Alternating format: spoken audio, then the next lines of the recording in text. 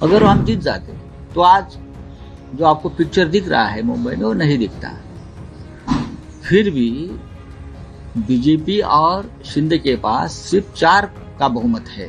तो हम आपको मुंबई अडानी के जेब में नहीं डालने देंगे, या ठेकेदारों का राज आप लाना चाहते हो यहाँ तो हम नहीं लाने देंगे। लेकिन हमारे पार्टी में कुछ जयचंद थे, अगर वो जयचंद नहीं पैदा होते तो भारतीय जनता पार्टी के 100 पुरखों की भी यहाँ तादाद आती तो भी यहाँ मुंबई में बीजेपी का मेयर नहीं बन सकता था। बात ऐसे एमएनएस के जोर की बात छोड़ दीजिए, हम सभी ने कोशिश की कि एमएनएस की भी सीटें बढ़े। एमएनएस को 6 सीटें मिले, उनके बहुत सी सीटें बहुत कम मार्जिन से हार गए। शिवसेना की लगभग 12-13 सीटें ऐसी है जो हम बहुत ही स्लाइट मार्जिन या 50-100 वोट से हार गए हैं। अगर हम जीत जाते तो आज जो आपको पिक्चर दिख रहा है मुंबई में वो नहीं दिखता। फिर भी बीजेपी और शिंदे के पास सिर्फ 4 का बहुमत है और लगभग 105 कॉर्पोरेटर्स अपोजिशन में है। ये बहुत बड़ी ताकत है। वो जो महानगर पालिका का जो सदन है, ये अपोजिशन की ताकत सबसे बड़ी है। तो हम आपको मुंबई अडानी के जेब में नहीं डालने देंगे, या ठेकेदारों का राज आप लाना चाहते हो यहाँ तो हम नहीं लाने देंगे। 100 से ज्यादा हमारे जो पार्षद है वो आपको हर मोड़ पर रोकेंगे जब ऐसा काम आप करेंगे। बहुत बड़ी ताकत है।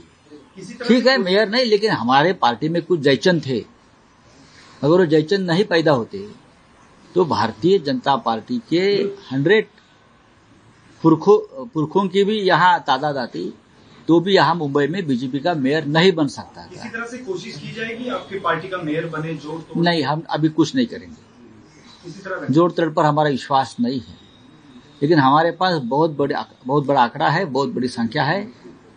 अपोजिशन के पास एक ऐसा आंकड़ा है, हम कभी भी तख्तापलट कर सकते हैं, लेकिन हम डेमोक्रेसी का आदर करते हैं, लोकतंत्र का आदर करते हैं। कैलकुलेशन कहाँ मिस जजमेंट होगा? नहीं, हमारे 10 या 12 से ज्यादा जो हमारी सीटें हैं वो बहुत कम मार्जिन से हार गए।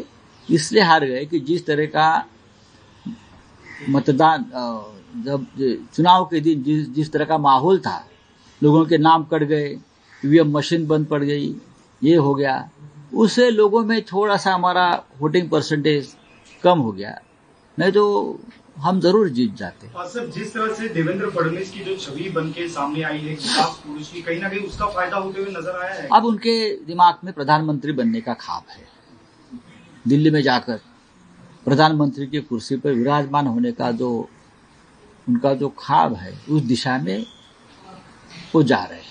आप उनको श्रेय देंगे? क्योंकि हमने देखा था पिछली बार जब बीएमसी के चुनाव हुए थे 2017 में, और उससे पहले तो बड़े बड़े नेता सीएम वगैरह यहाँ पे आए थे, पर इस बार ये सब दिखा नहीं। ऐसे लगता है कि सिंगल नहीं, इस बार ऐसा था कि उनको लगता था कि हम मुंबई जीत नहीं पाएंगे। उनको पूरा विश्वास था मुंबई जीत नहीं पाएंगे, और मुंबई उसने जीती भी नहीं है। ये टेम्पररी फेज है। मुंबई इस तरह से आप जीत नहीं सकते। मैंने कहा ना कि हमारे पार्टी में जयचंद बनाकर आपने शिवसेना तोड़कर पहली बार मुंबई में आपका मेयर बिठाने का सपना आपने पूरा किया है। बाकी कुछ नहीं। अगर जयचंद नहीं होता तो बीजेपी कोई आसान नहीं होता। आपने जयचंद का जिक्र किया तो कहीं ना कहीं एकनाथ शिंदे का जो वर्चस्व है वो कहीं ना कहीं इस चुनाव में कम होते हुए नजर आ रहा है। नहीं, अभी ये चुनाव के बाद एकनाथ शिंदे का अधपतन शुरू होगा। अब एक सर्कल पूरा हो गया है, और वो सर्कल पूरा हो गया है महानगर पालिका चुनाव तक। लोकसभा, फिर विधानसभा, फिर नगर पंचायत, और फिर अब महानगर पालिका। अब बीजेपी को उनकी जरूरत नहीं है। और सर, एक और सवाल है, पीएमसी और पिंपरी चिंचवड के बाद जो नतीजे आए हैं, शरद पवार और अजीत पवार को काफी सेटबैक वहां दिखने में है, क्योंकि एक पूरा वन साइडेड दिखाई दिया है। तो अभी जो मर्जर की जो अटकलें हैं, आज एक ही साथ मंच भी शेयर कर रहे हैं बारामती में, हो सकता है कि आज ठीक है, उनके पार्टी में वो लोग क्या निर्णय लेंगे उसके ऊपर मेरा मत व्यक्त कर। आकलन किस तरह से रहेगा? तो आने वाले दिनों में किस तरह से महाविकास आघाड़ी या फिर जो अपोजिशन का एक जो धड़ा है वो? देखिए, अजीत पवार ज्यादा दिन तक सत्ता में नहीं रह सकते, इतना मैं कहूंगा। जिस तरह का माहौल पुणे और पिंपरी चिंचवड में सरकार के खिलाफ बनाया था, देवेंद्र जी के खिलाफ बनाया था, तो भारतीय जनता पार्टी के मन में अजित पवार के लिए खटास है, एक गुस्सा है। ज्यादा दिन तक अजित पवार मुझे नहीं लगता है कि सत्ता में बैठेंगे। वो फिर उनकी घर वापसी होगी और दोनों पार्टी एक साथ, चाहे मर्जर हो या एक साथ वो काम करेंगे, ऐसा मुझे लगता है। और शिंदे को भी जाना पड़ेगा, क्योंकि अगला विधानसभा का चुनाव भारतीय जनता पार्टी शिंदे के साथ लड़ने नहीं जा रही है, शायद लोकसभा में। आपने अगले विधानसभा का जिक्र किया, आप लोग का किस तरह से कैलकुलेशंस होगा, यूबीडी शिवसेना और एमएनएस आने वाले अभी देखो, आज नतीजे आए हैं। एक दो दिन में राज साहब, उद्धव साहब, हम सब लोग बैठेंगे। ये फैमिली मैटर है, शायद आज भी हम उनसे मिल सकते हैं, उनसे बात करेंगे। हमारे बड़े नेता है तो उनसे बात करेंगे। जेपी के चुनाव साथ में लड़ेंगे, जिला परिषद के जो अभी देखेंगे, जिला परिषद के आएंगे चले जाएंगे।